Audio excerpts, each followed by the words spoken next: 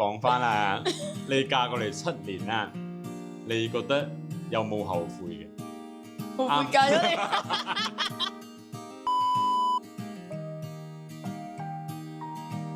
大家好，我係香港人妻，大家好耐冇見。我係老公 Ryan。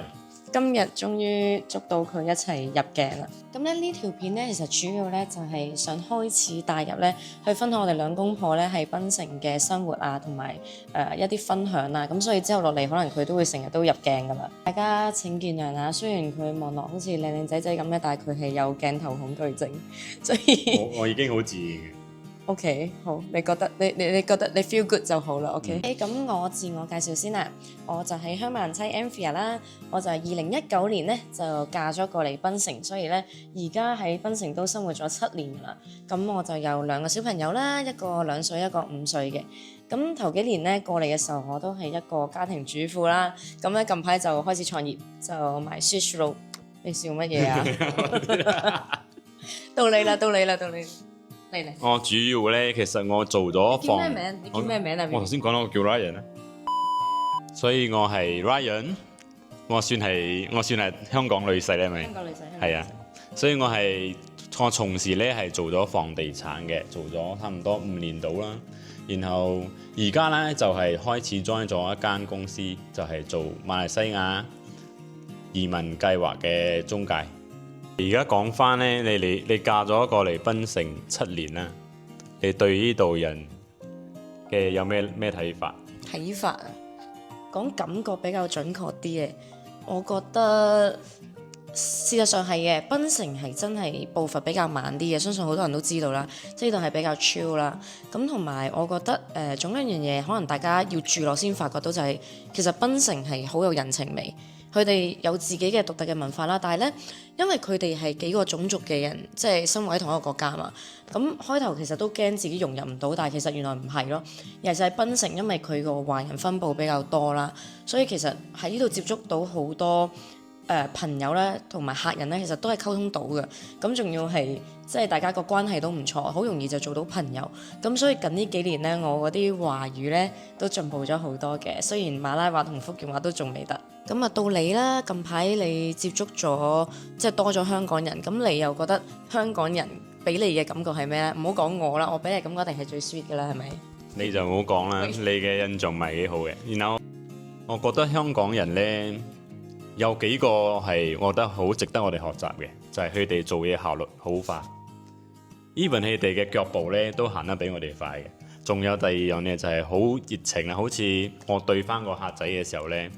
我講嘅呢個廣東話咧係冇咁標準嘅嘛，然後佢哋係至少仲聽得明咯，佢哋都唔會講啊你講得唔好啊，佢哋講話你講得好正啊，但係我哋即係呢個就係我哋檳城嘅 TVB 嘅廣東話終於可以用上職場上面。你覺得檳城你覺得香港人嘅步伐快，其實因為檳城嘅真係比較慢，你係慢慣咗，即係對我哋嚟講，其實呢個係我哋嘅正常嘅步速嚟嘅，你明唔明啊？即係等於我成日都提你嘅，你翻到香港，你去茶餐廳落 order， 你一定要諗好先可以 order， 你唔可以好似喺檳城咁，你叫人哋嚟咗先去諗，即係2種唔同嘅速度嚟嘅，所以我哋都要慢慢習慣。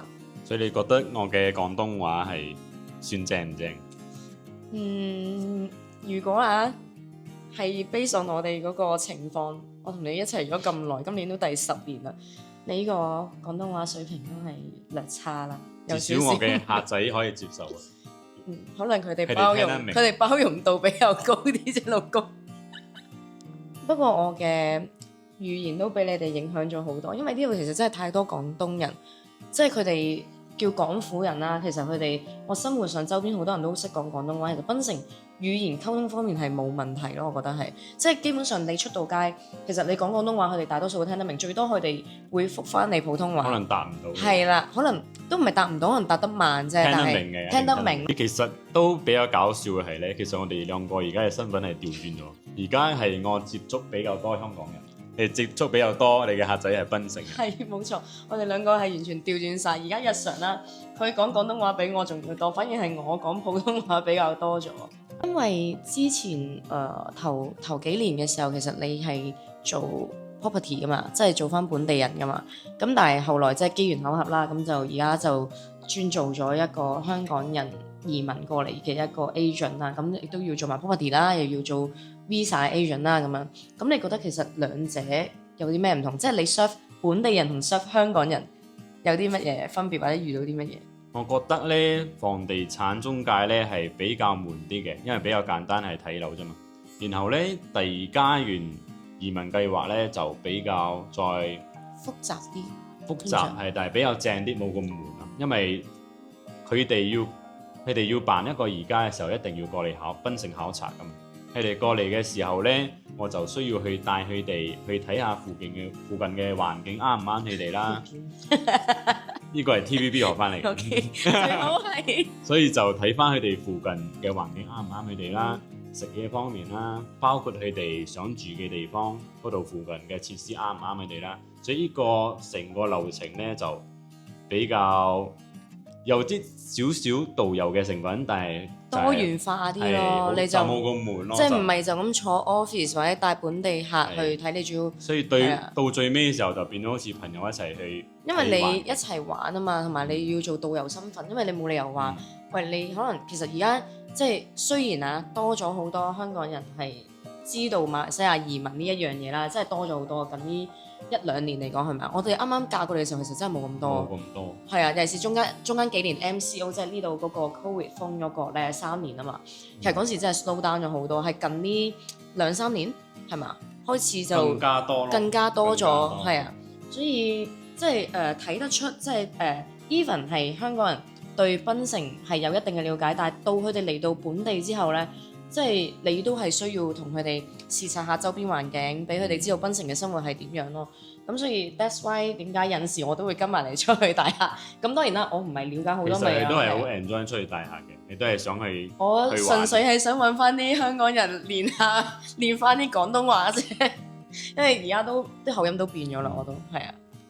咁好啦，咁你而家帶香港人過嚟考察嘅時候啦，有陣時我冇跟㗎嘛。咁其實我啲口味都變晒，我嚟得太耐啦。你諗下我而家食肥雕湯都要食小辣椒。講翻頭一次嘅時候就可能會賴嘢，因為點解？我發覺就香港人咧就係冇咁中意食辣嘅，然後你就好奇怪，你就中意食辣嘅。我頭幾年都唔食辣㗎，好冇？所以就好慣咗簡單，一就係唔中意食辣咯，二就唔中意太甜。啊，係香港人真係其實真係唔係話中意太甜，所以點解好似而家我做蛋糕啊，我嘅準則都係要做一個唔甜嘅 sweet roll，但係其實檳城人都 OK 嘅，可以 accept 到嘅，我發現。但係最好彩嘅就係檳城好多元化啊嘛，其實好多個乜嘢菜都有，咩都有，咩餐都有，所以好多都係好適合佢哋食。我諗其實好多香港人唔知道咧，檳城其實好多意大利餐廳。係勁多平靚正又好食嘅正宗意大利餐，中餐都好多，都好啱你哋食。中餐都多，煮炒店咯，真係。咁就講翻，咁就當先。呢個你可以剪埋係咪？我要剪入去。所以咧，而家講翻啦，你嫁過嚟7年啦，你覺得有冇後悔嘅？後悔嫁咗你。然後咧，唔好講正經嘅，除咗我啦嚇，你覺得有冇其他嘢咧係啱翻可以啱翻你咁嘅年紀，但係長輩都係呢度適合佢哋嘅咧？即係適合佢哋居住呢一度嘅地方啊？檳城啱唔啱佢哋？咁我覺得係冇乜問題嘅。嗱，好簡單嚟講，你睇下我哋啲親戚朋友，即係 even 講我啲阿姨啊、婆婆啊、我媽啊嗰啲，其實佢哋大多數嚟咗之後都好 enjoy 咧，即係我媽咁。而家一年嚟幾多次啊？每次嚟成個月喺度 hea 下、chill 下，同埋即係衰啲講句，呢一度使費低啊嘛。即係講真嗰句，如果你攞住1-2萬蚊一個月咁樣生活，都好似拿督咁啦。即係咪咁講先？即係會生活得好輕鬆咯。至於你講關於我哋呢個年齡層啦，即係我哋90啊，其實好多都做爸爸媽媽。我覺得檳城適合佢哋嘅話，就係俾小朋友嚟呢度讀書咯。因為呢個地方大啊嘛，你諗下，我哋 kindergarten 嗰度都成個 playground 有 indoor playground 咁樣，其實好舒服。國際學校嘅學費嗰啲。平啲嘅。咁你打到香港我計咧，我哥都嗌晒救命咧，已經佢都係2件嘅喎衫。咁我問翻你咧，你仲未嫁過嚟檳城之前啊，你對檳城係有咩了解？對檳城話真係咸豐年前啊，大佬，我係2013年第一次嚟檳城，跟我爸媽嚟呢度旅行。咁有啲淵源嘅，我天生就係同馬來西亞比較有緣分。你知我有啲親戚結婚嘅時候先發現有親戚原來係馬來西亞土生土長嘅，所以都有少少可能有少少大馬血統啦，唔知道啊。嗰陣時對檳城嘅感覺係純粹係沉醉於去到一個新嘅國家好開心咯。咁同埋，咁你目的係過嚟玩啊？梗係啦，大佬。咁同埋我係不嬲好怕凍嘅，所以我好中意去啲東南亞國家，啲泰國啊嗰啲，其實我都好中意。咁同埋嗰陣時其實冇諗過檳城真係咁多華人，即係冇諗過過到嚟仲可以講廣東話。你唔係專登過嚟識我嘅咩？你諗多咗。13年嘅時候，你好似仲拍緊拖。我嗰陣時過嚟仲有一樣嘢嘅，因為以前咧香港，我唔知你知唔知，以前香港咧有一個好出名嘅一個叫司徒法正嘅師傅嘅，係做嗰啲怪談。Yes，類似咁樣嘅嘢。咁然後嗰陣時有一期咧，佢係出一個檳城特輯咧，係講關於檳城咩黑巫師啊，然後咩落港後啊，又鬼城咁嘅意思。所以嗰陣時咧嚟檳城係有少少期待，係有冇可能會接觸到呢啲咁嘅嘢咯。即係嗰陣時細個啊嘛，中意呢啲。你知我由細到大中意睇鬼片噶啦。但係你哋唔知道你哋嘅國家係有咁樣嘅形象俾咗我哋，你應該係唔知嘅。冇。你淨係中意睇 TVB，你淨係中意睇 TVB 啊嘛？我就係知陳順記啫。我老公，我老公林峰。咩？我哋成條片就要咁樣傻。片就係咁咯。我哋嗰條片就要咁樣傻笑。我冇試過咁樣同佢同一個鏡頭，好笑嘅。講翻，你咁我係講咁最尾嗰次咧，你仲未嫁過嚟之前，你係為咗咩目的而嚟，然後識到我嘅？未嫁過嚟，即係總之我識你嗰轉咯。嗰轉啦。我識你嗰轉，因為成件事真係好搞笑，純粹為咗慳旅費。因為第一次13年嚟過檳城之後，就發現檳城係一個即係都幾安全嘅地方啊嘛。因為佢又唔似泰國，即係你唔會話溝通唔到，呢個即係最緊要語言問題係好緊要。即係嗰陣時13年就發現原來講廣東話識聽普通話已經係冇問題嘅，搞得掂㗎。咁同埋呢一度嘅紙水真係比較低啲嘅，即係可能嗰陣時嚟講啦，16年嘅時候，即係10年前。10年前嘅時候，我記得我嚟7日6夜，我淨係純粹攞咗3000蚊港紙我就過嚟啦。真係好平咧！喂，你去個旅行3000蚊港紙冇乜可能啦。因為嗰時係有想去日本嘅，咁但係即係啱啱畢業個旅費唔夠，咁所以就揀咗嚟檳城咯。咁就喺嗰個 trip 就識咗你咯。你係為咗識我而過嚟嘅？你諗多咗啦，絕對唔係。如果要講係10年前覺得呢度紙水低都仲係好表面啫，因為嗰時即係你唱錢就係為咗買嘢啊去玩嘅啫嘛。咁但係就到真係自己嫁落嚟之後咧，其實係嘅，即係有啲嘢同想象中係唔同咗嘅。即係譬如你開始知道呢度嘅肉價、米價，咁當然係有少少想象中嘅出入啦。咁但係即係都係輕鬆咯。你講嫁過嚟係我唔同咗定係啲嘢唔同咗？都有，不過即係住落嚟就深入了解咗好多啦，真係。所以而家就比較有信心或者即係有基本嘅認知，可以再同多啲人去分享檳城嘅生活係點。因為其實我哋個 channel 主要都係想同香港人分享呢一度嘅生活㗎啫嘛，即係俾佢哋了解深啲咯對檳城。所以頭先你講我嘅普通，我嘅廣東話你笑㗎嘛？我嘅廣東話係 TVB 學翻嚟嘛，冇咁標準。咁你嘅普通話又點咧？哇！我嘅普通話係真係呢度立立雜雜咁樣學翻嚟嘅。我好容易即係你，因為我都講呢一度咧，有啲人係會講廣東，即係廣東話加埋呢度本地馬來西亞嘅華語係唔同㗎，先咁講，佢 mix 埋一齊咁講。所以其實佢搞到連我自己啲口音都怪怪地。其實我而家啲華語口音都係跟翻呢度本地人嘅。即係你聽到有啲客人，即係佢哋都講，喂，你呢啲，我以為你係怡保或者 KL 人嗰邊。講普通話嘅就係你好似而家咁樣 channel，其實我睇翻我自己廣東話好似都怪怪地咁樣，我覺得。有冇？知冇？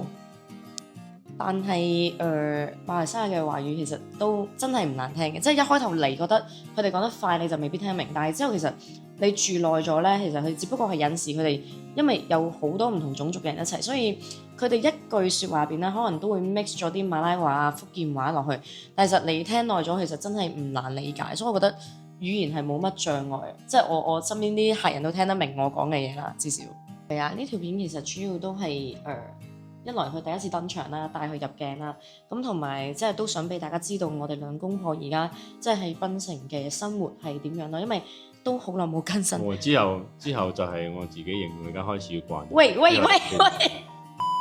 我主要係要克服呢個鏡頭嘅，所以之後咧你呢個樣可以擋住。喂，唔該晒你。冇咗我，可能人哋唔想睇咧。總言之咧，呢一個 channel 咧都係着重於即係分享我哋喺檳城生活嘅點滴啦。